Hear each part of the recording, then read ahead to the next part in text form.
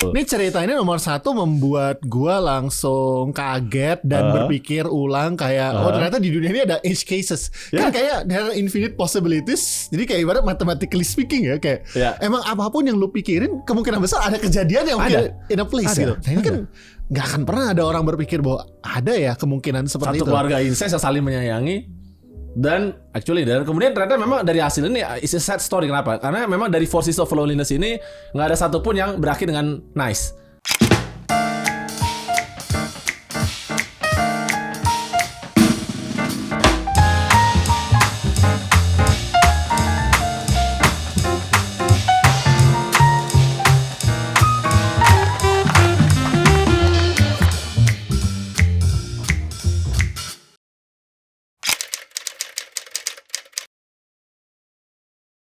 Halo semuanya, selamat datang kembali di The Reading Chamber, tempat kita belajar dan berbagi soal buku tentang kehidupan dan berbagai hal.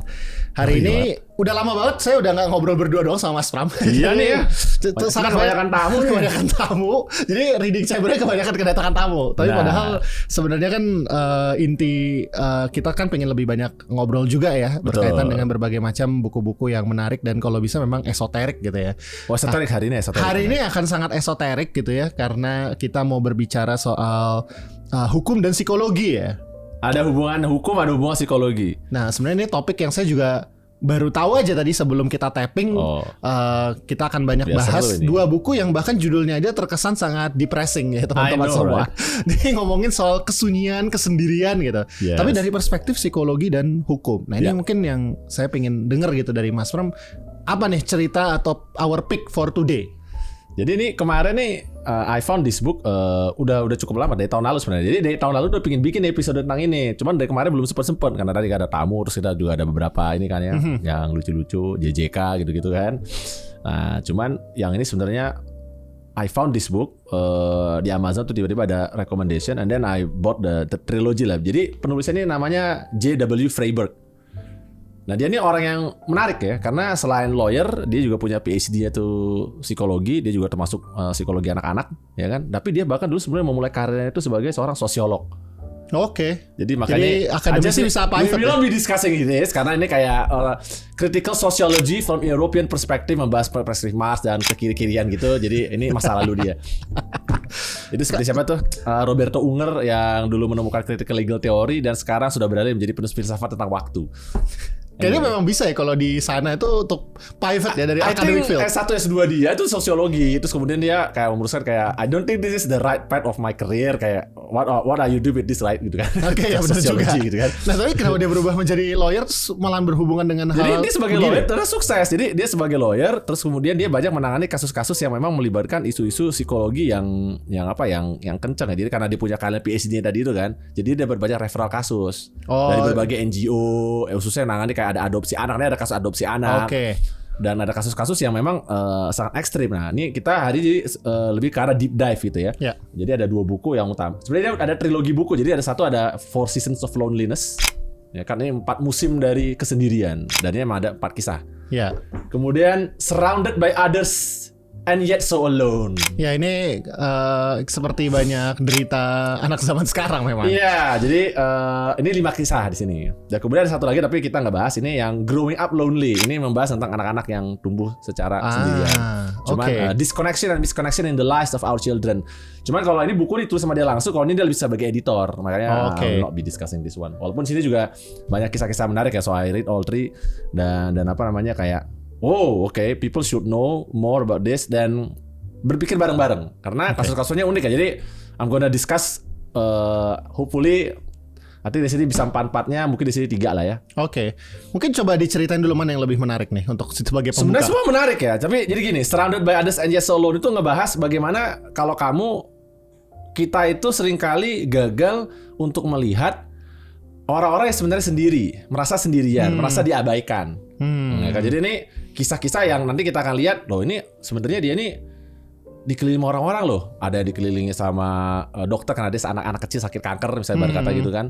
Ada juga seorang anak kecil yang dikelilingi oleh 2 loving fathers. Nah ini kenapa kita sebut 2 loving fathers? Berkata gitu kan. Terus juga ada kasus tentang Xi Peipu ya, mungkin pernah dengar nggak, yang seorang pemain opera Cina yang ceritanya itu jadi mata-mata diplomat Perancis. Oh ya? Yang ternyata dia cowok. Oke. Tapi dia menyamar jadi cewek. Dan bahkan punya anak. Which itu semua gak jelas. Ini seperti Reverse Mulan. Ya Reverse Mulan. Nah, you should Google it. Anyway, nah terus kalau yang Four Seasons of Loneliness ini adalah kasus-kasus ekstrim.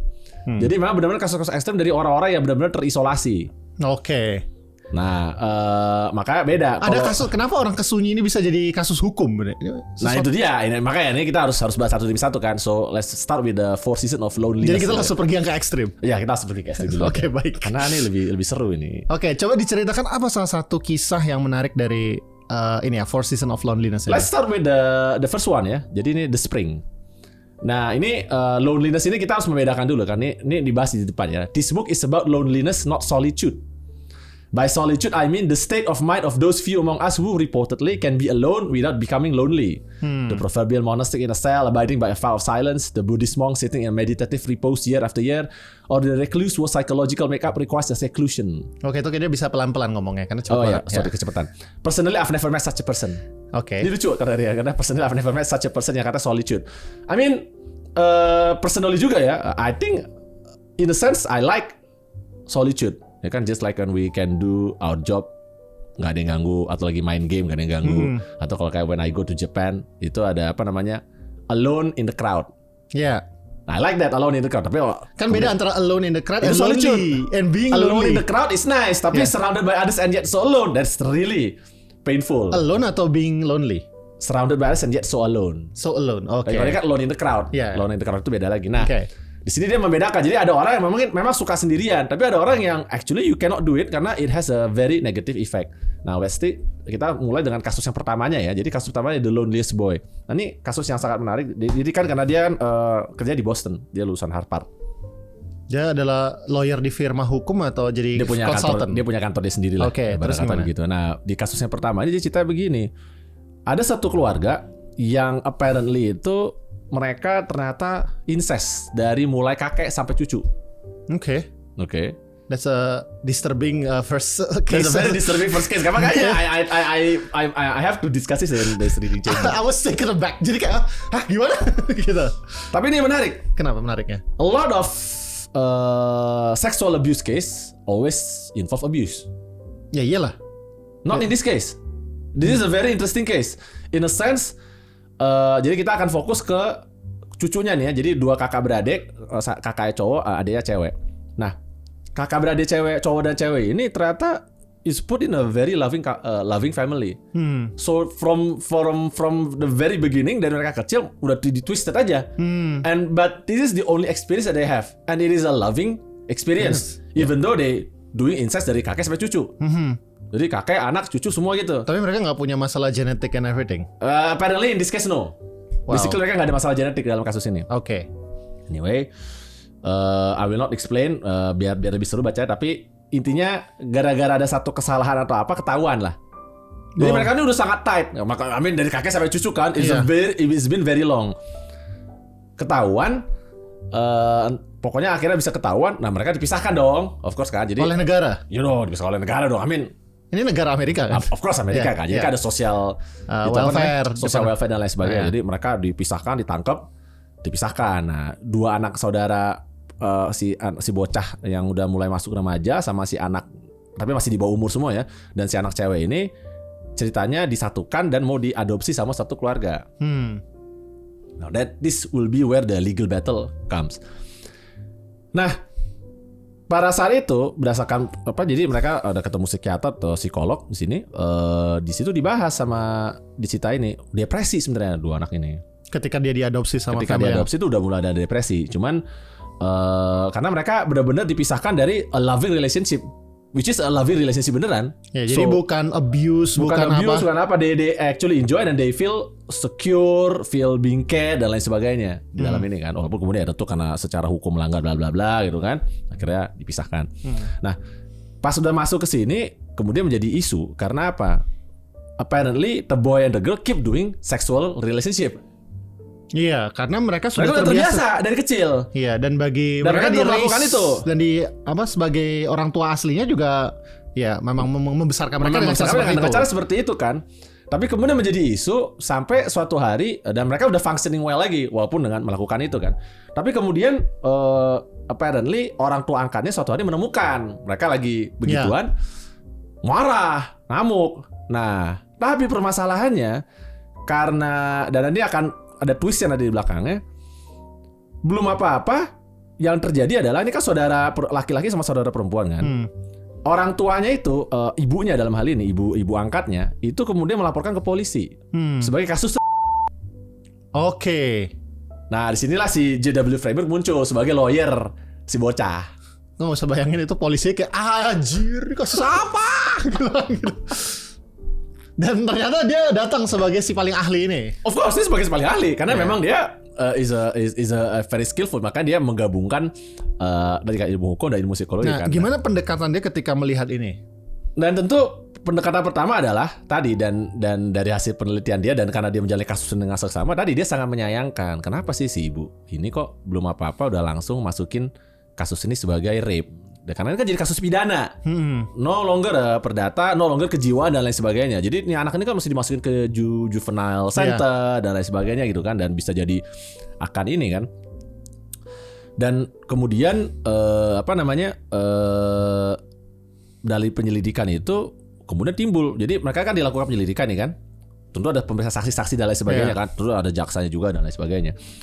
Dan dicek lah sama si anak cewek ini kan kayak apa kamu dipaksa, apakah kamu memang ada coercion dan lain sebagainya. That this is actually real. Tapi masalahnya kan by brother gitu kan, so it's still a very sensitive case. Nah dalam kasus ini mereka juga nggak bisa menemukan bahwa si perempuan ini being abused karena memang nggak begitu juga. Dan juga isu satu lain lagi adalah kan sama-sama di bawah umur ya, so it's not like a consent jadi masalah karena bukan still grooming, bukan apa juga karena mereka sama-sama masih ada di bawah umur gitu kan. Jadi that becomes a problem. Dan akhirnya dari hasil penyelidikan itu ya si J.W. Freiberg ya mengebela si anak ini dengan tadi ya bahwa memang kasusnya seperti ini secara psikologis dan mental. You simply cannot, karena kan begini ya, lots of people cannot comprehend this. This is a case where you simply cannot comprehend it. Ya, ini kan edge cases. Dan memang mungkin bisa jadi si ibu angkat itu melakukan tindakan itu karena in general orang melakukan itu karena coercion. Nah ini twistnya. Ternyata kemudian diketahui si Freiberg terus neken kan. Kenapa kok lu belum apa-apa kok melakukan ambil yang kasus yang paling ekstrim. Ternyata ibunya adalah dulu korban kekerasan seksual di masa kecil. Jadi alih-alih dia meneliti lebih lanjut, alih-alih dia mempelajari. Karena kan gini, pada saat kamu mengadopsi, kamu tuh udah kasih background kan. So ekspektasinya adalah you already know loh, nih keluar nih. Tapi udah dikasih tahu waktu udah. Jadi makanya kok kenapa jadi lapor kayak begini lagi? Karena ternyata si ibunya ini sendiri juga pernah jadi korban kekerasan seksual di masa kecil, dan dia memakai pola pikirnya dia itu bahwa ini udah pasti abuse. Dia tidak bisa melihat, dan kita bisa memahami itu ya. Iya pastilah. Gimana caranya dia tidak bisa melihat dan tidak bisa memahami bahwa ada kasus yang antitesisnya lu ibarat kata begitu. Again, in a twisted way or whatever that is gitu kan, but it exists. This is the complexity of humanity gitu kan. Okay, now I understand why you recommend this book, karena ini emang questioning a lot of things ya kan. Dan kemudian ada twistnya juga. Kemudian Lot, ini kan, karena kan orang seringkali tidak melihat ini sebagai satu hal yang kompleks. Mereka coba lihat pokoknya ini semua hitam dan putih kan. Ini salah satu buku terbaik tentang bagaimana kamu lihat dunia dari sudut pandang abu-abu. Dan abu-abunya tuh udah ekstrim. Dan abu-abunya paling ekstrim. Dan terus dia sebagai lawyer kan, again kita sebagai lawyer ya, kita kan harus detach ya. Jadi ya kita melihat kasus ini, ya I was amazed gitu, kayak wow, this is sebagai lawyer, pemikiran pertama kakak adalah gila ini kasus keren. Dalam artian terlepas dari itunya ya, tapi kasus keren karena a lot of legal issues-nya. Gue ngebayangin kalau gue jadi J.W. Freiberg dan gue bisa ngebela anak ini gitu kan. How would I build an argument that will make him survive? Ini ibaratnya adalah terlalu banyak plot twist di dunia nyata. Terlalu banyak plot twist kan. Again, reality come often stranger than fiction kan. Gitu kan. Nah, this is one of the key cases yang jadi I really enjoy. Itu baru satu kan. Nah itu hook dah. Udah abis itu kayak I have to buy everything of J.W. Freiberg book, termasuk kritika sosiologi dia gitu kan. Betulnya ternyata dia pernah jadi penulis Marx gitu kan. Nggak, tapi pertanyaannya adalah di buku kritika sosiologi ini masih tidak semenarik ini. Nggak semenarik itu.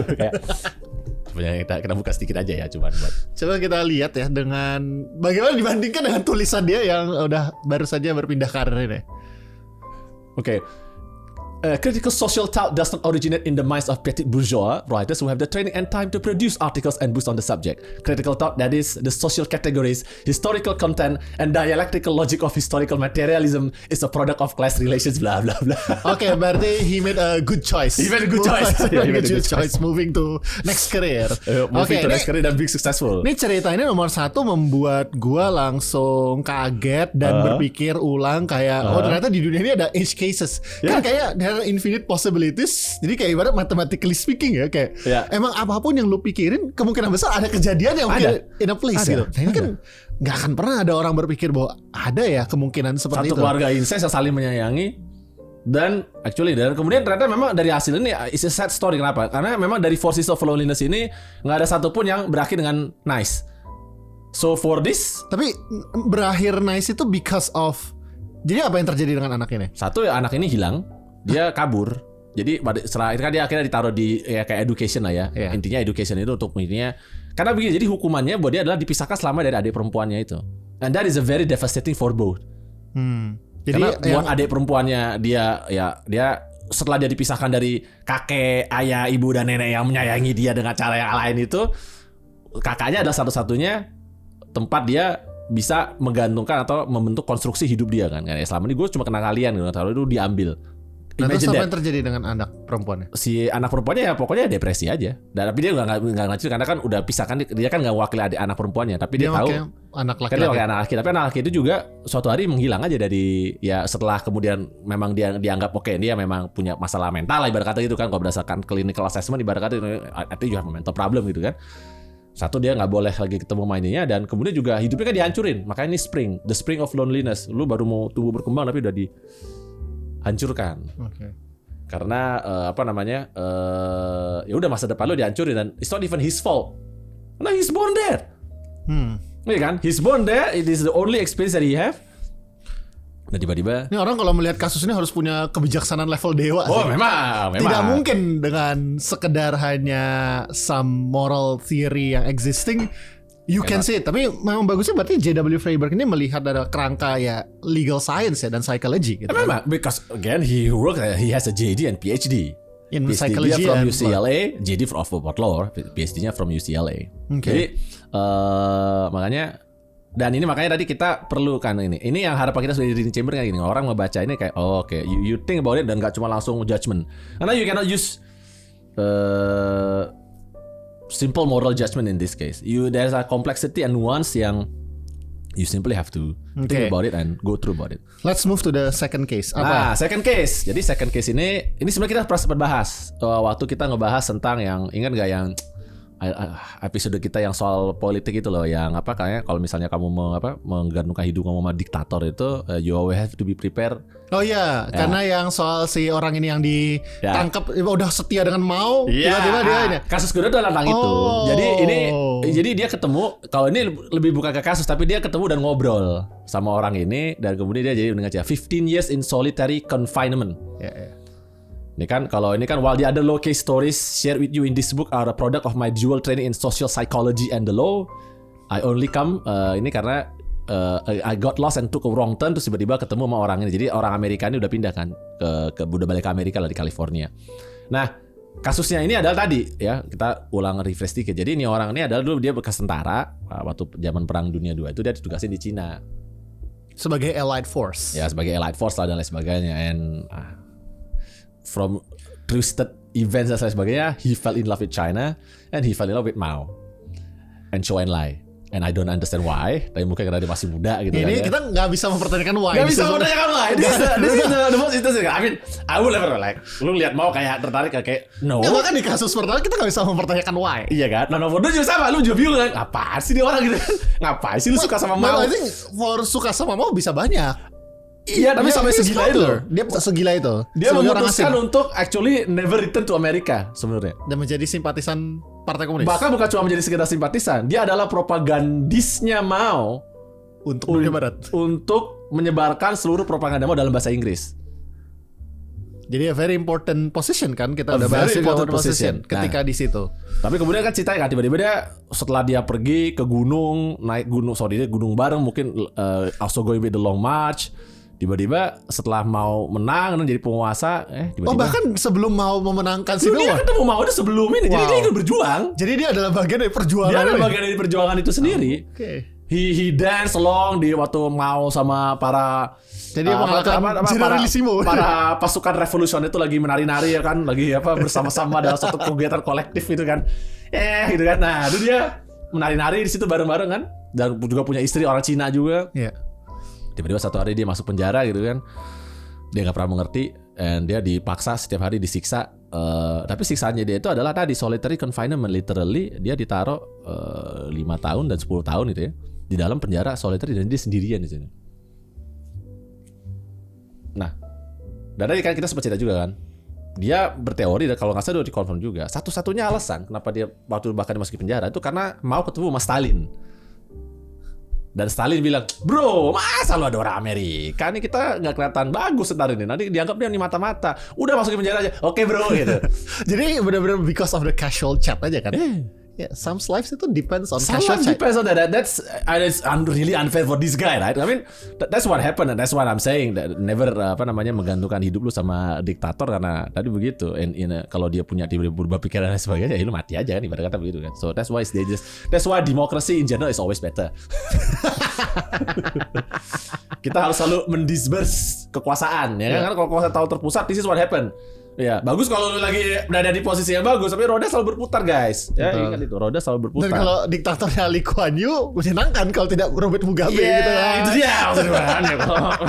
Lee Kuan Yew masih oke lah gitu kan. At least dia peduli gitu ya. Cuman kalau Robert Mugabe kan enggak ya. Enggak dulu. Nah, pagi Mao. Plus Stalin itu combination termaut kan. Jadi udahlah dari penjara di situ, dan dia harus menghadapi hidupnya terhapus gitu kan. Dan dia nggak mau ngaku karena tadi imajinasi dan memori dia mengingatkan kayak but I was never. Jadi dia lebih memilih untuk di solitary confinement ini ketimbang dia harus mengaku bahwa dia telah mengkhianati Mao. So it's a very complex relationship in which case kayak toxic ya. Ya toxic sih ya kayak maksudnya. Tapi lu nggak mengkhianat. Tapi lu harus mengkhianat kalau lu nggak mau. Ya udah. Ditaruh situ, dan dia benar-benar dari awal di sini sampai akhir dia diemin aja di situ. Nggak ada masalahnya diemnya di sini adalah dia sangat ekstrim. Fakta, makanya si J.W. Freiberg ini sampai kagum dan dia bisa melihat the level of extremity. Ini summer namanya. Ini musim summer kan. Dimana sedikit demi sedikit musim panas itu menghapus dirimu sebagai manusia. Karena how can you survive 15 years of solitary confinement without doing anything? It's literally you cannot do anything. Gak dikasih bahan buku, gak dikasih apa-apain. Gue dulu diem aja. Diem menghadap itu aja. Itu kalau ada orang kemarin sama kan makan doang kan? Iya, pasti kasih makan juga bukan makan yang kayak wow, Michelin itu no, it's not. It's really, cuma makan yang cuma sustenance saja dan juga nggak ini juga. Tapi bayangin kita dulu pernah ada orang itu kan yang rekam dia di YouTube berjam-jam lihat tembok ada diem doang gitu kan. Nah, imagine this doing 15 years. Jadi panjang video YouTube-nya 15 tahun. Panjang video YouTube-nya 15 tahun. Jadi orang yang kita pikir ini hebat banget nih orang di saya gini kan. Ternyata enggak ada apa-apanya, guys. Ada 15 tahun. Ini mengalahkan kita dulu ada satu buku ya, teori tentang bagaimana how to remove yourself from distraction and concentrate itu kan, yang tentang praktek-praktek monk di Eropa di Middle Age gitu kan. Dan then this case prove that at the extreme level, even a man can do that for 15 years. Ya, bedanya adalah the monastery itu adalah deliberate. Dia di force. It's force for 15 years. Tadi dulu jadi sudah bebas, gue lupa. Dia bebasnya karena apa? Pokoknya akhirnya bebas aja. Tiba-tiba kayak mau ini dia bebas balik lagi kerja gitu kan. Jadi dia mikir akhirnya mau menerimaku lagi kan. Habis itu dia masuk lagi ke penjara selama 10 tahun. Atau kebalikannya, I forgot. Nanti I have to check again. Kenapa? Karena ada salah satu istrinya mau nggak suka sama dia. Jadi satu gara-gara Stalin, satu gara-gara istri apa? Iya. Kesel gak lo? Kesel gak lo? Inilah kenapa makanya gue tuh kagak pernah mau menggantungkan nasib sama satu orang kayak begini. Gila kan? Jadi dia masuk itu, dia baru keluar lagi. Nah di situ dia baru merasa kesel. Karena dulu gue setia, gue pikir gue sekarang udah dimaafkan, everything is good, gue ada pekerjaan lagi ya kan, I start a new life, I can meet my wife again, bla bla bla. Karena anak-anaknya tumbuh tanpa dia jadi ya kan. Iya. gue masuk lagi si kampret gitu kan. Dan itu ternyata karena itu ada salah satu istri mau dan lain sebagainya itu kayak inilah. Nah dia baru bebas lagi setelah istri mau itu perubahan rejim, istri mau masuk penjara. Maunya mati, istri maunya ini masuk penjara, dan dibebasin lagi. Nah akhirnya dia abis itu dia memutuskan untuk balik ke Amerika. Kayak karena abis itu dia benar-benar merasa kayak detach ya kan, dia udah melakukan ini semua, dia pikir dia sebenarnya, dia tentara, dia udah bahkan ibarat kata udah desersi, ya kan, udah desersi, jadi dia kabur aja, desersi, harusnya bahkan kalau nggak salah, I forgot apakah dia udah kehilangan keluarga negara atau apa dan lain sebagainya, atau mungkin tetap dianggap sebagai negara, karena bahkan orang nggak tahu kan, orang-orang pikir dia mati. Jadi kenapa dia dulu melakukan salah satunya, karena dia nggak punya keluarga juga waktu di Amerika, so he decide ya udahlah. Emang orang sebatang kara. Emang orang sebatang kara. Tuh, I don't have anyone anymore juga di United States. Ya udahlah, gue mau ke Cina aja. Tapi ternyata dia nasibnya sial kan, dari tadi teman dijatuhkan, udah dia bebas setelah disiksa kayak begitu, kena lagi, dan semuanya bener-bener nggak ada satupun yang bisa dirasionalisasikan sama dia. Ini semua bener-bener cuma kayak. Dan dia nggak pernah tahu kan waktu pertama kali di penjara alasannya apa, nggak tahu. Dia baru tahu later kan. Dan dia merasa kesel dan emosi karena kan bagaimana juga dia merasa Mao dan Chou Enlai ada temennya. Jadi gue bayangin dulu punya temen presiden dan Chou Enlai adalah keduanya kan. Iya ya kan. Abis Mao kan Chou Enlai kan menteri luar negeri ya. Dia adalah premier juga kan sebelum Deng Xiaoping ini kan. Ya. Jadi ya makanya abis Mao Chou Enlai ibarat kata lu udah kenal bos utama dan penggantinya bos utama. Masa gue nasib gue bisa kayak begini? Apparently it can happen. And probably mungkin simple karena dari para for those Chinese ya ini bukan orang kita juga, udahlah. Katanya paling parah gara-gara Stalin ngomong kayaknya gak bisa deh. Ya kayaknya gak bisa deh, ini kan orang Amerika guys gitu kan. Ini kan orang Amerika dia mau kayak. Dia mata-mata Amerika. Iya, orang Amerika. Padahal ini orang benar-benar setia. Dia udah. Terus mereka kayak gak mau ngambil resiko, bisa jadi kayak ya udah jangan-jangan dia emang is a very good mata-mata, gue gak bisa menemukan apapun, ya udah mendingan kita penjara aja. Iya, dan mungkin juga waktu itu mau kan perlu appease Stalin ya. Karena kan tetap Rusia kan adalah kakak senior lah dalam dunia komunisme. Soviet di sini. Soviet gitu kan. Jadi dia merasa kayak oke, I have to do this. Nah itu jadi ya udah, jadi ini cerita yang. Terus dia ngapain di Amerika balik, nggak tahu. Ya menjalani hidup aja ya kayak. Back to ini aja. Cuman makanya tadi makanya Freiberg ngeliatnya kayak puncak limit dari manusia yang dia bisa bertahan dan kamu ya menjadi sedetach itu, tapi ya tadi a part of himself is being erased gitu kan, karena jadi ya dia benar-benar kayak yang ya semi-semi mati rasa. Mungkin udah susah dibedakan antara ini orang yang sangat zen atau yang orang kayak gitu. Tapi hebat banget kalau dia bisa bertahan dengan kesendirian selama ber-15 tahun. 15 tahun. 15 tahun itu gila sih. Ya, tapi permasalahan gak cuma sendirian. Itu kan ada feeling of betrayalnya juga. Ada, bener. And then you don't have any answer. And you don't have any answer. And you don't even have any resolve other than the fact that ya lu menang karena mereka mati duluan aja. Ini semua ceritanya bisa jadi Netflix series sih. Oh bisa. Bisa. I don't know why the Netflix guys don't want to make this as a story because mungkin yang pertama terlalu disturbing, tapi yang kedua menurut gue tapi yang pertama juga bagus. Tapi itu terlalu kayaknya bakal banyak perdebatan di Amerika mungkin. Ya. Lebih berat lah. I think a lot of people need to read this sih, karena they need to know bagaimana ya tadi ya kan. Nah kita tadi udah ini ya cerita. Nah, sekarang ketiga. Kan. Cerita ketiga ini tentang seorang supir truk. Supir truk yang ternyata ini. Jadi habis spring, ini kan summer, berarti autumn. Jadi sedikit demi sedikit menuju kehancuran. Karena autumn kan mulai ini kan. Nah, apa dia ceritanya nih? Jadi kalau yang ini ceritanya adalah terjadi kecelakaan. Seorang supir dia kayak kecapean atau gimana, dia nabrak mobil yang isinya itu seorang anak perempuan yang masih muda dan masa depan masih panjang dan orang tuanya. Nah, problemnya adalah memang ini kecelakaan yang sangat ekstrim.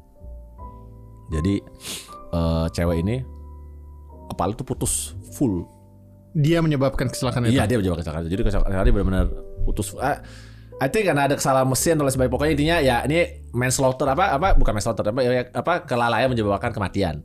Negligence, death by negligence. Tapi kalau nggak salah ya sebentar ya, if I'm not mistaken, dia ini sebenarnya perdata nih kasusnya. Jadi bukan kasusnya kasus perdata. Ya, jadi di kasus ini si supirnya ini si Polkadaril ini dia memang ada melanggar hukum juga. Jadi dia itu harusnya ada istirahat, tapi dia melewati karena ya tuntutan pekerjaan dan lain sebagainya. Suruh ngejar target lah basically ya kan. Sehingga akhirnya tadi dia nabrak satu keluarga dan kemudian itu decapitated the daughter. Nah, cuman ini twistnya. Orang tua itu bahkan nggak tahu.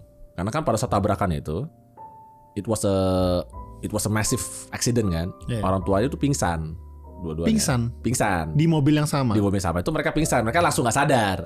So they didn't even know, so they never even see the body of their daughter. Mereka nggak tahu. Tapi yang kejadian tadi adalah itu sebenarnya. Jadi karena itu sangat ini plak gitu, jadi karena lampu atau apa aja itu ya. Basically, pokoknya orang tua tuh lebih pendek. Jadi orang tua tuh juga jatuh ke belakang, sehingga mereka tuh nggak salah. Kalau mereka duduk bareng tuh kayak ingat tuh kayak film Ghost Ship. Ya ada adegan di YouTube terkenal itu loh yang tiba-tiba suara kepotong belah itu kan. Nah itu kayak gitu lah, tapi ini kepala. Jadi kepala itu clean cut langsung push. Jatuh gitu kan. This is the detail in the case yang kemudian diinin. Nah, si supir ini kemudian ya si J.W. Fairbanks wakilin si supir dalam tuntutan ini, dan karena dia ada tuntutan pidana dan perdata dan lain sebagainya, tapi untuk hubungan dalam kasus ini dia mewakilin. Nah, dia ngelihat nih bagaimana si Cardarelli ini si supirnya ini nih terus-menerus ada rasa bersalah. Ya kan, jadi dia di haunted by guilt gitu kan, karena kan dia merasa kayak aduh gini amat sih kok gua salah. Jadi bahkan ketika dia udah dibela dan sebenarnya juga oke lah, ini harusnya nggak ada unsur kesalahan lah, tapi dia enggak, no I'm at fault gitu, karena dia tadi sangat merasa berdosa karena dia ngebunuh seorang anak perempuan yang masih muda ibarat kata begitu kan. Nah ya, kemudian si J.W. Fairbanks ini ngobrol-ngobrol banyak dan sebagainya, berkunjung ke rumah juga. Kemudian dia kaget, ternyata supir ini adalah seorang yang sangat well read. He has a library, a very big personal library. Jadi orangnya sangat membaca buku. Jadi orangnya sangat well educated ini. Jadi dia mungkin bisa punya perpustakaan kayak begini lah, kayak punya kita ini, tapi dan dibaca dengan sangat hati-hati, buku sangat dirawat. Makanya dia bilang, aduh ini orang sangat well learned ya. Sebenarnya kalau in a different story, a different case, perhaps they can be good friends, ibarat kata begitu ya. Karena ini kan orang pinter kan. Nah, tapi ya tadi kasus ini spinning around dan lain sebagainya. Nah, lawyer atau jaksa yang mewakili siapa namanya? Lupa, jaksanya atau lawyernya? Oh, jaksanya ya. Jadi jaksanya yang kemudian menuntut ini, dia menggunakan berbagai macam taktik untuk neken terus si supirnya inilah, karena kan buat mencari kesalahan dan lain sebagainya kan. Nah kemudian salah satu taktik yang tadi digunakan itu adalah dia itu mau membahas detail kematian si anak perempuan. Nah ini yang si Cardarelli jadi ketakutan, karena dia nggak mau dua orang tua yang udah, karena ini anak satu-satunya nih. Jadi orang tuanya udah sedih banget kan, kayak udah jadi anak, orang tuanya selamat kan? Anak orang tuanya selamat, tapi udah orang tuanya selamat, anak satu-satunya mati lebih dulu daripada mereka, which is very painful for parents kan. Jadi si jaksa ini gua mau bahas ini kasusnya nih untuk semakin menunjukkan kayak padahal udahlah ngapain sih mesti lu bahas lagi kan dan lain sebagainya kan, karena si supirnya ini sangat khawatir kalau sampai kasus sampai detail yang very grotesque tadi itu dibahas di court atau di cross examination, itu will be devastating lah for the parents, ya kan? Mereka nggak tahu, mereka tuh intinya nggak tahu lah bahwa anak perempuan itu meninggal seperti mereka cuma tahu ya it's a quick death, jadi ya udah pokoknya meninggal gitu kan. Tapi mereka nggak tahu kayak gitu kan. Masa kalau lu mau nunjukin foto dan lain sebagainya kan it's a very ini kan, kayak gimana sih lu kan, si Jennifer juga belum jalan kayak gitulah. Nah, dia berusaha terus kan menolong. Nah, dalam kasus ini mereka itu nggak menyadari bahwa si J.W. Fairbanks menyadari akhirnya, tapi supir ini benar-benar hidup loneliness. Jadi dia ini sendirian. Dari awalnya dia is a very solitary guy. Dia nggak punya teman, nggak punya apa-apa. Temennya ini cuma buku-buku aja. Jadi dia menjalani hidupnya cuma kerja, jadi supir, pulang baca. Kalau dari daerah mana dia beli buku, dia baca lagi. Jadi nggak ada temennya, dia nggak ada tempat ngomong kan. Dia bisa berdialog dengan buku-buku itu aja kan. Terus? Nah, dia merasa menyesal J.W. Fairbanks karena kemudian si supirnya bunuh diri. Kasusnya begitu. Ya, jadi dia bunuh diri sebelum kasus ini berjalan lebih lanjut. Tiba-tiba dia bunuh diri di rumahnya lah. I forgot, gantung diri atau dia menenggelamkan diri dalam bak mandinya. Forgot the details. Dan dia sangat menyesali itu si J.W. Fairbanks karena dia do not pay attention.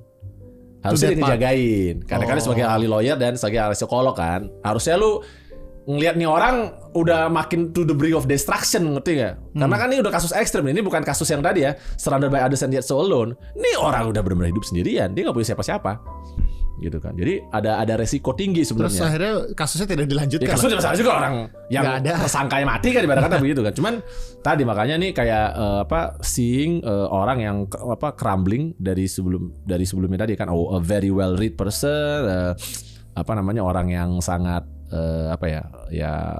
senang gitu ya dengan pengetahuan dan lain sebagainya, tapi kemudian akhirnya karena ditekan terus dan in some cases sebenarnya juga gak penting-penting amat ya buat ditekan gitu kan, tapi dipaksakan terus sampai akhirnya jadinya dia kita memilih jalur paling ekstrim, itu dia memutuskan untuk mengakhiri hidupnya berdiri. Gitu. Jadi itu yang kemudian ya dia tadi menyesali kan, karena dan I'm very curious about this story karena tadi kan kayak ternyata kita juga ya pada saat kita menangani kasus seperti ini, orang memang benar harus pay attention sama mental state dari ini kan, karena you never know kan, sometimes you find a psychopath gitu kan, atau sosiopat ya kayak I don't feel like di other extreme ada psychopath dan sosiopat, di other extreme ada people with very loneliness dan juga mungkin perasaan bersalah yang terbangun tadi itu sehingga dia ya tadi segitu terpukulnya dia sampai dia harus bunuh diri gitu, makanya dia nyesal. Nah ini kan menarik ya, lagi-lagi gitu kan, dan tapi kan dia kayak simpati sama penjahatnya. Iya. Ya, you understand kan? Jadi kan ini kasus sangat menarik. Kenapa? Ini orang udah ngebunuh orang nih, udah menghilangkan nyawa seorang anak perempuan tidak bersalah dan masih punya banyak masa depan, dan juga meninggalkan dua orang tua yang sebenarnya juga udah agak sulit untuk hidup sendiri, ya kan? Terus tiba-tiba kita disuruh bersimpati sama orang ini karena tadi kita melihat latar belakangnya dia, kenapa kan sampai ini kan. Makanya mungkin sekarang itu ya jadi ada banyak tren itu kan, film-film Disney itu kan merefresh para villain ini ada backstory-nya gitu kan, untuk mencoba menjelaskan lagi gitu kan, kayak mungkin dia adalah penjahat orang yang tersakiti pada kata gitu kan. Tapi ya ini dari buku ini The Four Seasons of Loneliness ini kita lagi-lagi tadi melihat efek dari loneliness, kesendirian itu yang akhirnya menyebabkan dia tadi mengambil jalur yang paling ekstrim. Oke. Nah, apa yang terakhir? Nah, kasus terakhirnya adalah seorang profesor. Tapi lagi mau ngasih tahu aja bahwa semua nama di sini udah disamarkan ya. Jadi kalau dari misalnya Cardan Haley lah, itu dia ini. Karena kan dia kan sebagai lawyer nggak bisa ya mendisclose nama. Jadi jadi kisah-kisahnya udah diubah ya. Nah, kasus terakhir nih Winter, ya kan. Jadi the end of all dan ini kisah tentang seorang profesor ceritanya di Harvard, tapi people think this is not a professor from Harvard, probably another university in Boston. Basically profesornya adalah ahli tentang cinta. Jadi dia adalah ahli sejarah tentang cinta, dan dia itu sangat banyak menulis dan melihat perspektif cinta dari berbagai macam sudut pandang, dan dia punya banyak anekdot menarik tentang cinta juga, kayak bagaimana dulu di zaman Yunani kuno dan jadi bentar ya, ini ada satu cerita menarik nih. Dia bilang kalau berdasarkan penelitian dia, Justinian Code itu adalah karena kisah cinta. Justinian Code itu apa? Coba diceritakan. Justinian Code itu adalah salah satu undang-undang pertama yang kemudian jadi kodeksnya Prancis, yang kemudian juga ke sini. Gitu. Itu adalah hukum Romawi. Iya, itu adalah kisah cinta kata dia. Iya, karena dia jatuh cinta sama seorang perempuan yang kemudian perempuan itulah yang memberikan banyak ide kepada dia untuk melakukan dan menyusun berbagai macam undang-undang. Makanya ini kan yang bilang ya, Costa became a Justinian scholar research to history. Culminated after Theodorus death in his promulgation of the Justinian Code. And this codification of law a millennium later formed the basis of the Napoleonic Code. Yang tadi kan kita ngomongin kan, yang which is kemudian menjadi basis dari undang-undang di Eropa dan juga termasuk hukum Indonesia. Jadi ceritanya adalah karena ya tadi dia itu dinikahi sama Justinian, mempengaruhi banyak si Justinian, Kaisar Justinius, sehingga sampai akhirnya muncul undang-undang. Jadi kita katanya a lot of legal system in the world right now ya, because of the ada kisah cinta seorang lady ini namanya Theodora. Nah itu fakta-fakta menarik kan, kayak again sebagai lawyer kayak is it gitu, beneran semua hal yang terjadi di muka bumi ini mungkin karena banyak hal ya simple aja, seperti Stalin ketemu Mao, seperti tadi ya jatuh cinta gitu ya. Jatuh cinta kayak Cinderella ini nama Theodora, kayak kemudian kamu tuh masih gini-gini. Oke, benar juga ya. Benar juga. Benar kan, tapi that happens right. I mean we do see a lot of ruler yang sangat terpengaruh oleh pasangannya, ibarat kata. Dan in a very simple manner gitu, bukan dalam hal yang super complicated dengan analisis apa enggak kan. No, it's as simple as that. Casual conversation. Nah, kemudian nah, di mana cerita ekstrimnya? Nah dulu, jadi kan dia kenal lama bertemu dan lain sebagainya, jadi teman dan juga termasuk suruh ngurusin tentang will dan lain sebagainya. Nah si profesor ini sakit kanker dan dia ini ibaratnya udah mau mati lah. Jadi dia minta tolong dong lu bikinin gue semacam trust, semacam ya inilah ya apa fund ya perwalian gitu, dana perwalian itu kan ya yang nanti bisa dipakai untuk menemukan atau membiayai para akademisi muda ya yang punya prospek untuk nanti bisa melanjutkan riset dan kemudian juga melakukan riset yang esoterik lainnya lah karena kan memang again look some people kan di dunia akademik kan gitu kan lu pikir ini riset esoterik tapi you never know it will be the next great success kan and you still need to do it. Ya ini suatu pengingat juga nih ya, again dari di Chamber betapa pentingnya riset-riset fundamental. Walaupun tadi kan kayak tadi lah, I mean history you never know right? So when we did it, I think is a nice to know. Ya right? Bisa jadi ada satu orang penguasa ngeliatnya menarik juga ya, and then become an action. Which is what happened with Codex Justinian. Gitu. Nah terus jadi oke lah dalam proses itu ya udah jadi dia banyak ngobrol dan lain sebagainya. Nah kemudian dia sedikit demi sedikit mulai menyadari sesuatu. Profesor ini tinggal di rumah again sendirian. He has no one there selain dari pembantunya lah satu lah, ada maid-nya lah yang ngurusin dia gitu kan. Tapi dia sendirian dan walaupun dia kalau mengadakan konferensi dan sebagainya selalu rame, ada banyak kolega-kolega dia gila kamu profesor kamu pinter banget, gila kita semua banget seneng banget dan murid-muridnya juga ada banyak banget. Nah tapi ternyata baru ketahuan dia ini mengalami kesendirian secara ekstrim. Nah ceritanya ini pas di deathbednya nih, dia udah benar-benar udah lemas, udah benar-benar mau mati. Dia mau ngobrol sama J.W. Freiberg kan. J.W. Freiberg selama ini mikir kayak oke, you have a very good life. Apakah lu mau menyampaikan sesuatu? Wah jangan terakhir buat gue gitu kan. Apparently no. This guy is actually crying. Dia menyesali seluruh hidupnya. The whole life dia menyesali karena kemudian ada satu foto di situ, dari semua foto di situ bersih, dari no foto. Rumah itu nggak ada fotonya? Nggak ada fotonya, termasuk foto dia karena dia selalu sendirian. Dan zaman itu belum ada selfie. Nggak ada selfie. Zaman itu udah masih masih sangat tradisional. He travel alone, he goes alone. Jadi bahkan nggak ada satu orang yang bisa ngambil foto dia. Dan mungkin apparently dia juga nggak minta orang ngambil foto dia kan. Basically dia bingung kan. Jadi karena benar-benar rumah itu bersih. Dia kayak cuma punya ada satu kayak ada satu keponakan di Texas atau apa gitu yang jauh banget dari dia yang mungkin akan menerima warisan dia juga gitu kan, tapi it's a very very distant family lah. He never seen it anyway. Ternyata dia sangat sedih banget. Kenapa gue selama ini hidup sendirian, nggak pernah merasakan love dan lain sebagainya. Tapi ironisnya adalah gue menulis segala sesuatu tentang cinta, baik dari teori, filsafat maupun sejarahnya. Nah kemudian dia bilang ini kalau kata Freiberg ini kayak semacam pelarian. Jadi dia mendetachkan dirinya dari this kind of emotion dan membentuknya jadi suatu ya udah intelek aja. Nah, dia membuat merationalize semuanya. Coba merationalize kan dengan berbagai macam. Which is of course as a reader I'm very interested with this ini kan, dan I can see why a lot of akademisi yang suka dan adore this guy. Nah kemudian kayak J. Freiberg kayak memberikan semacam twistnya juga. Ada satu foto habis itu seorang perempuan. Nah dan dia cerita dia gila, dia menyesali dia gak mengejar cinta satu orang ini. Dan habis itu dia memutuskan udah karena gue gak dapet ini untuk selamanya I will deprive myself of love.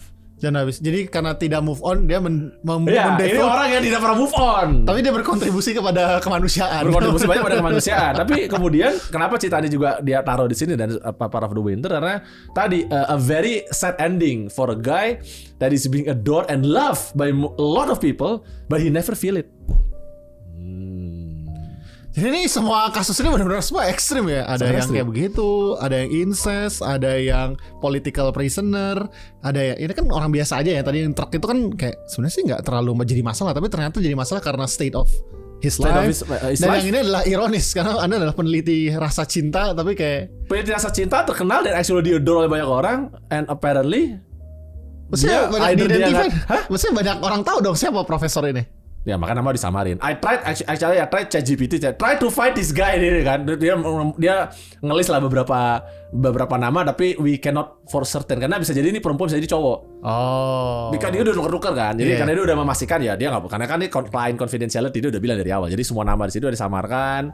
Probably kalaupun kamu mau riset ya akan sangat susah lah untuk kita bisa menemukan ininya gitu. Oke. Jadi tapi again I'm very recommend karena dia ada beberapa detail yang kita potong juga ya. Cuman I really recommend this book and that's why I want to do this deep dive karena I think it's membuka cakrawala pemikiran dan juga mengingatkan kita. Walaupun mungkin untuk orang Indonesia kasus seperti ini mungkin lebih jadi karena kan biasa orang Indonesia suka ngomong itu kan orang bule di Amerika, that's why it happens. Pasti ada sesuatu yang juga ekstrim terjadi di masyarakat kita. I'm pretty sure ya. Tapi kita nggak pernah tahu. I'm pretty sure. Karena nggak ada yang menulis buku kayak Karena nggak pernah ada menulis buku tentang ini. Tapi kan again untuk para akademisi ini this is your chance.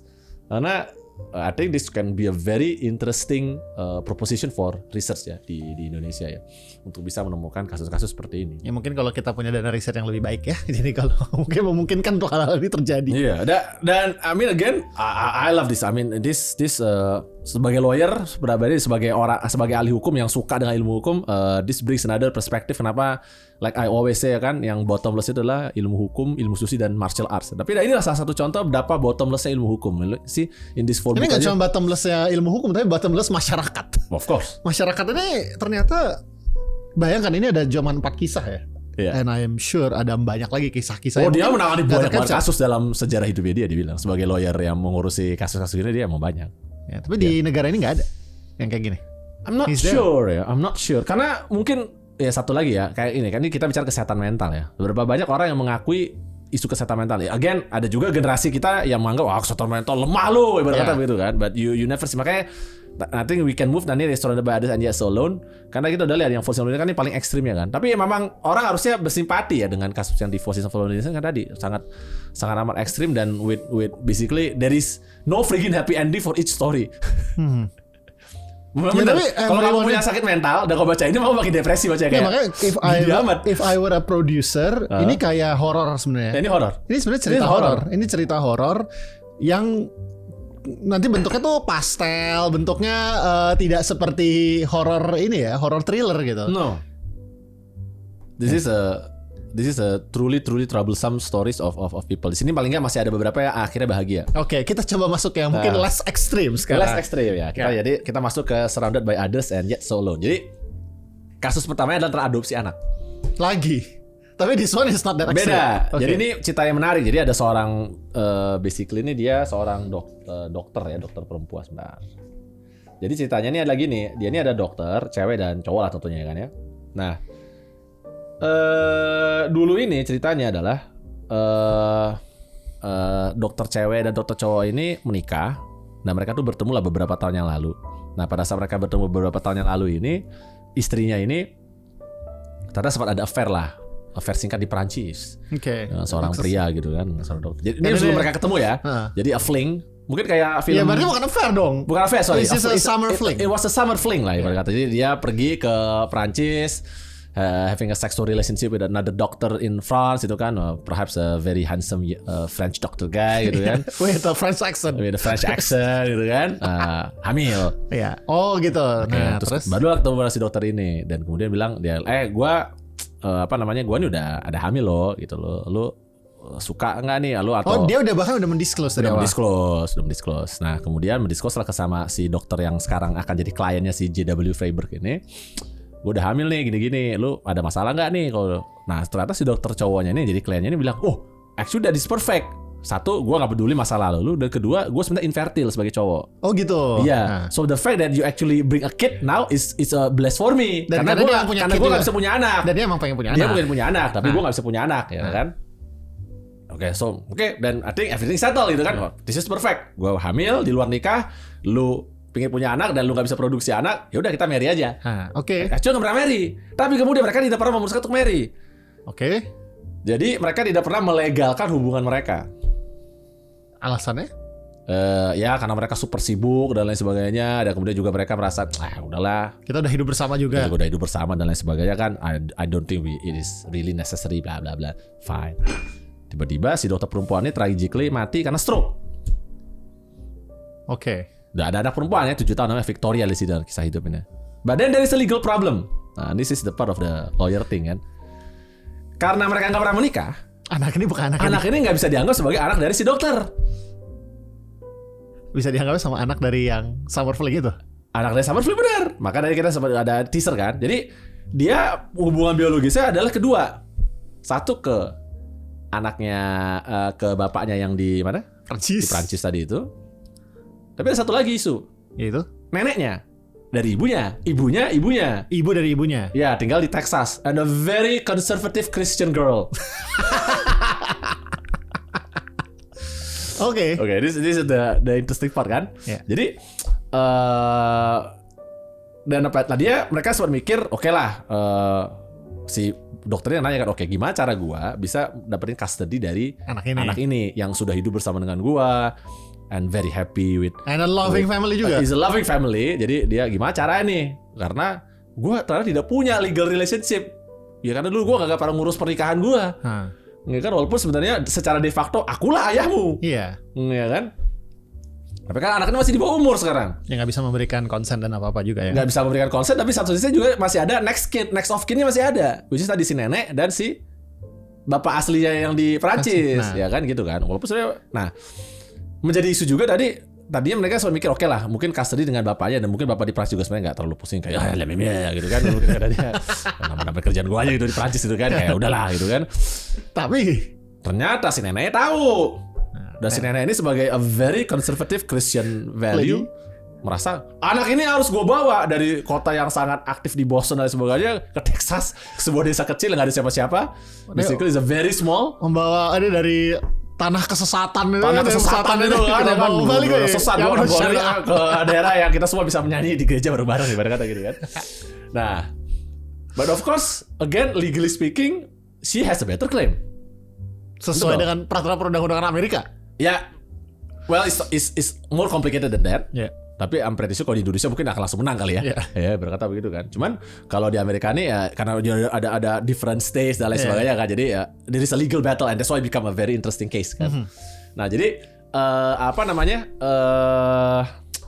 di situ jadi legal battle tadi itu. Nah kebetulan memang lawyernya mereka cukup beruntung karena dapat hakim yang terkenal cukup progresif dan terkenal juga berpikir jauh ke depan, dan kebetulan juga lawyernya dari si neneknya ini sering sekali mengutip ayat-ayat kitab suci gitu ya. Ada kitab hukum di peraturan perundang-undangan. Jadi kayak dia bilang ya, oke, we have a good case lah kan, berantem gitu kan. Walaupun memang secara legal posisi mereka tetap shaky. Ya. Oke. Posisi mereka tetap shaky. Nah, karena apa? Dia harus jadi gini, kalau misalnya cuma si bapaknya udah pasti kalah secara legal. So he has to design a structure, ada joint custody, makanya ada two fathers. Oh, jadi it's not a gay couple. It's not a gay couple. They're both straight. Yeah. Cuman mereka harus men-structure ini sebagai a joint custody between two fathers. Ibarat kata gini deh, dokter Prancis sebenarnya nggak terlalu ya. Jadi tugas lu adalah, ini tugasnya mencari itu bapak dulu di Prancis, meminta supaya dia mau jadi joint custody, dan ini kemudian meng-assign custody-nya ini ke si dokter yang di Amerika ini. Merger and acquisition. Like a merger and acquisition for kids. Backdoor listing. Backdoor listing. Benar. Kayak oke, gue perlu dapat surat kuasa lah. Bahasa sederhananya, tolong lu sebagai bapak aslinya kasih kuasa ke gue. Karena kalau gak gue pasti akan kalah sama si nenek gila ini. Berarti sebenarnya kalau ada solusinya adalah si dua bapak ini mendingan kawin aja. Nggak bisa. Sebenarnya jual kasih dia aja. Jadi ibarat kata intinya harus disepakatin si bapak ini, oke, gue sepakat mengambil kasih di atas anak gue ini, dan kemudian gue setuju untuk akan melakukan co-parenting dengan bapaknya. Walaupun statusnya bukan siapa-siapa. Statusnya bukan siapa-siapa. Karena kan dia bukan, karena tadi si bozo-bozo ini tidak kawin. Kalau saat dulu mereka melegalkan dalam perkawin, gak ada masalah. Then there will not be a case, right? Yeah. Then it will be just gak ada di buku ini. Unfortunately, my mom died. Ibarat kata itu kan, ya udahlah ya kan, life moves on. Tapi nggak bisa. Ini adalah kasus yang seru tadi banget itu. Jadi Terus mereka menang. Alhamdulillah mereka menang dan berakhir bahagia karena Victoria Jaya Purwopadu jadi tumbuh dewasa, sukses, dan kemudian dia bahkan tinggal di Prancis akhirnya. Oh gitu. Karena jadi dia menjalani hidup yang luar biasa karena dia hidup di Paris dan Boston. Jadi dia tinggal di Paris. Tapi jadi si bapak yang Prancis ini ternyata juga involved in the. Ya, involved a little bit, tapi semua ngebiayai si dokter yang di ini. Yang bapak aslinya. Bukan bapak angkatnya ini yang ngebiayai semua. Karena mereka semua orang-orang kaya semua kan. Jadi mereka bisa ini, dan salah satu argumen dipakai tadi itu yang berhasil makin jasnya juga gini. Ibu bayangin Bu Hakim gitu kan. Anak ini punya kesempatan untuk hidup di dua kota kosmopolitan, Paris and Boston gitu kan. Dan masa dia pindah ke di kabupaten di Texas. Kabupaten di Texas, di mana kata begitu kan. Enggak apa gitu, enggak Dan ini juga kenapa? Karena anak ini udah lama hidup di kota lah ibarat kata begitu. Jadi salah satu ini argumen psikologisnya muncul. Imagine dia ditarik dari kehidupan dia yang samanya ini dengan a loving father juga sebenarnya yang again memang we understand does not have any legal relation, ya kan? Tapi secara psikologis ini untuk seorang anak kecil ini efeknya akan sangat devastating. Itu yang terus-menerus diargumentasikan oleh si J.W. Freiberg. Selain tentu tadi dia bikin structure yang bagus yang keren ini ya, melakukan joint custody dengan assignment itu. Jadi dia menggunakan the lawyer ring itu and the psychology. Okay. Makanya gue bilang I really like this. This is why I love law and being a lawyer, karena tadi nemuin kasus-kasus seperti yang orang biasa nggak akan kepikiran. A mediocre lawyer kayak udah mati lah kita guys gitu kan. Tapi dia kan sangat kreatif kan. Dia memikirkan bagaimana strukturnya secara legal jalan, secara psikologi meyakinkan hakimnya untuk ngasih custody ini. Kapan argumen-argumen psikologisnya bisa diterima? Well, it really depends on, of course, makanya ya tergantung hakimnya juga. Sosok kemudian hakimnya juga mengutip kitab-kitab suci, gue yakin masih gagal. Bener, saat ini ketemu sama-sama hakim, sama dia kayak bener lah masa ini dikasih ke bapak-bapak gak jelas ini, kasih ke neneknya. Iya, bener dong, karena kan paling kan nenek kan sesama perempuan dan sebagainya. Kan you still have to consider this kan, and I can understand why some people will be very takut. Anak kecil, perempuan, ditaruh sama bapak-bapak. Ya bakal bukan bapaknya dia. Iya. Of course pasti orang akan bertanya kan, seriously lu mau naruh anak perempuan di sini gitu kan? Kan bahaya dong. Iya, jadi it makes sense right? Kenapa akan ada kekhawatiran seperti itu? Makanya butuh that kind of creative legal thinking yang. Jadi Freiberg ini sebagai seorang lawyer dia juga berstrategi dengan hebat. Very good lawyer. Untuk meningkatkan chance dia semuanya. I read his book and I can tell this is a guy is a very smart lawyer. Ya menurut gue keputusan paling penting adalah ketika membaca buku pertama dia sih. Kayak ya udahlah, gue gak perlu lagi lanjut kayak critical soal jadi gak usah lah. Lupakanlah buku yang ini gitu ya. Tapi I like the fact that ini orang yang, dan ini sesuatu yang selalu menjadi inspirasi dan juga kita harapkan menjadi aspirasi dari semua penonton Reading Chamber. You have to be able to combine this kind of esotericism with this kind of pragmatic knowledge. Jadi street smart ya kan, pintar jalanannya dapat, tapi teori juga kencang. Karena again, I think why he can be this smart ya kan tadi dia bisa menjelaskan teori Marx dengan baik. Iya. Dan dia juga material dia historicismnya dia bisa menjelaskan, tapi dia juga bisa mengerjakan kasus-kasus seperti itu. Mungkin karena mungkin yang paling berharga adalah kreativitas dia ya. Karena kebayang aja, kepikiran aja gitu. Bikin joint custody, kemudian bisa meyakinkan hakim yang mungkin progresif. Yeah. Kalau hakim yang benar-benar menurut gue kagak, pasti dicari juga ke pengadilan yang ini. Iya. Makanya dia harus cari kan. Jadi kan dia juga mesti berstrategi bagaimana gue mengesaid ini.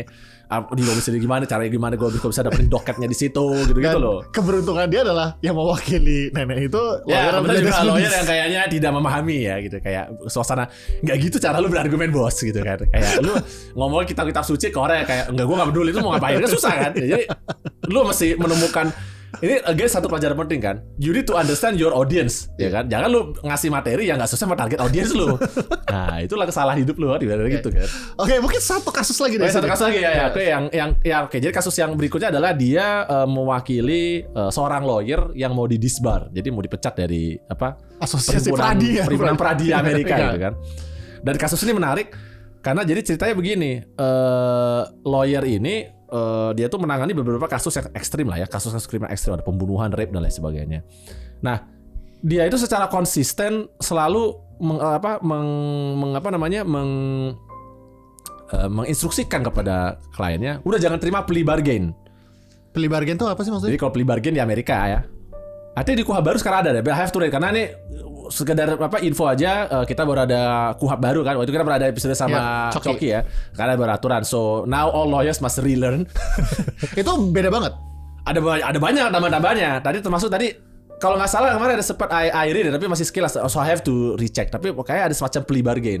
Ibarat kata kamu, esensi dari plea bargain adalah kalau kamu ngaku bersalah aja nih, kau bisa dapat hukuman lebih ringan. Oh gitu.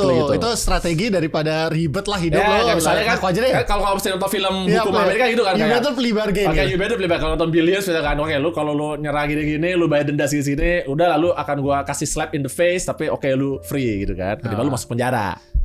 Nah, oke. So di kasus-kasus ini entah kenapa dia selalu menyarankan para kliennya itu tuh udah jangan plea bargain, kita go to the trial.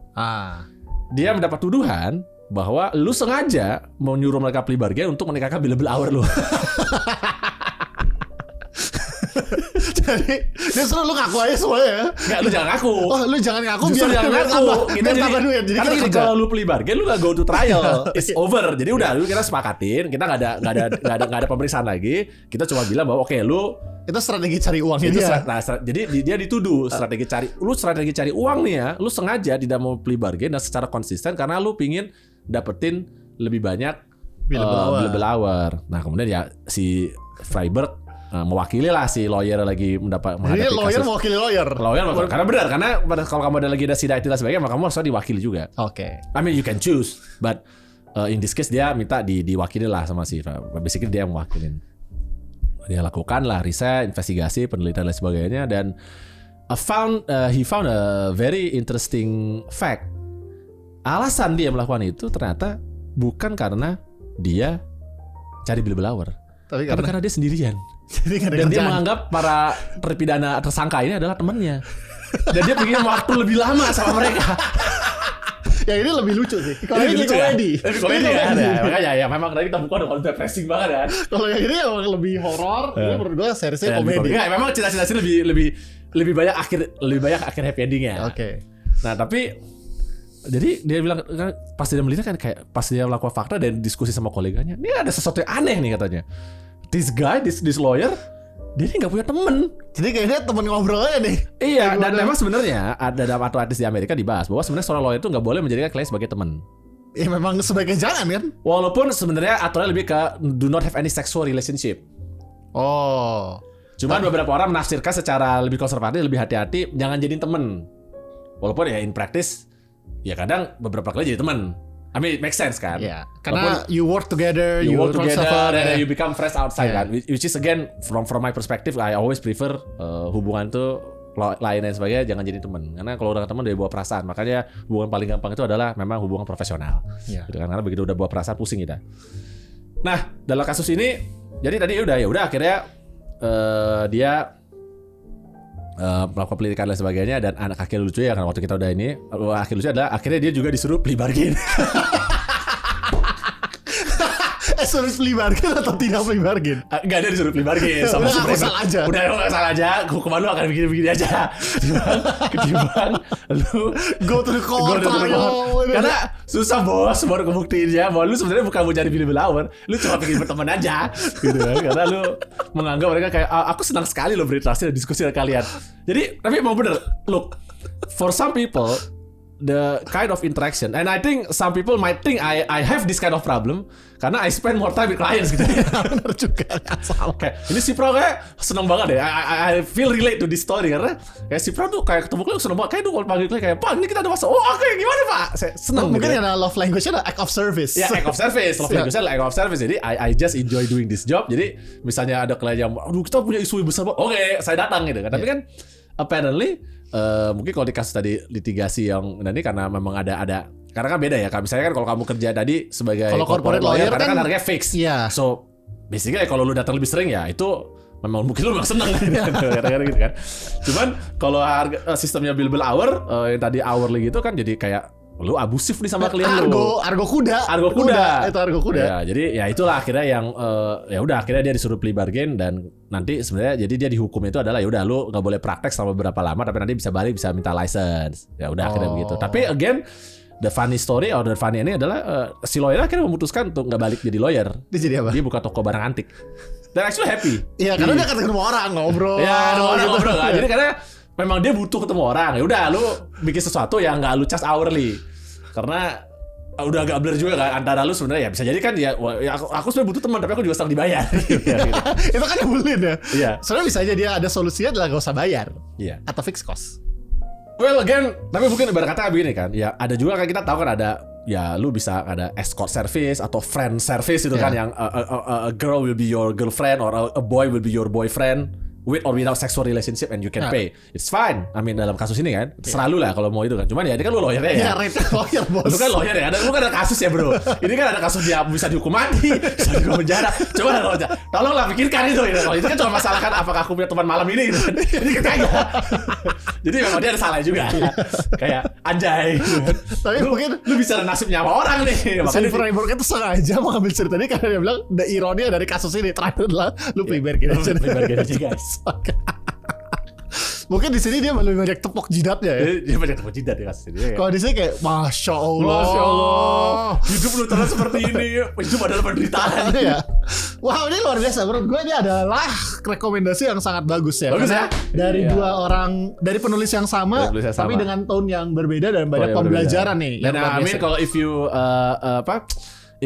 are focused, karena kebetulan I'm not focusing on child, I don't have child, right? Tapi growing up ini juga tadi ini yang kalau dia lebih banyak buat anak-anaknya. Oh. Kalau ini kan orang dewasa kan, kasus-kasus lebih orang dewasa lah. Tapi kalau ini kan lebih banyak kayak how a kid develop dan lain sebagainya. Which is again di negara kita ini sekarang ceritanya kan ingin meningkatkan mutu anak-anak kita gitu kan. Ya, I think it's another book yang karena ini trilogi, jadi dia bikin buku yang triloginya dia ini. Oh, oke. Berarti dia Growing punya Up Lonely ya. Jadi Growing Up Lonely, Surrounded by Others and Yet So Alone, dan kemudian Four Seasons of Loneliness ini adalah satu paket trilogi buku dia. Ya, berarti genre-nya komedi, horor, sama mungkin drama keluarga. Drama keluarga. Dan I mean again, but I don't think you can find it. This is a very rare book. Ini udah gak ada lagi sih. Yang critical sociology, I found this very rare. Oke. Baiklah, menurut saya nih menurut gue nih cerita Reading Chamber yang menarik ya, dan ini seperti biasa ada ilmu-ilmu esoterik yang muncul, dan gue yakin teman-teman semua pasti akan pendengar nih pasti akan membuat ini jadi suatu kisah yang menarik juga ya, and looking forward sih nanti dari cerita dan diskusi komentar. Oh ya, komentar ya, kita bilang I'm very curious apa di komentar orang habis denger cerita ini. Apalagi kalau kan baca selesai, jangan cuma lihat cerita pertama dari Bud ya. Baiklah, sampai ketemu lagi di the next episode of Reading Chamber. See you.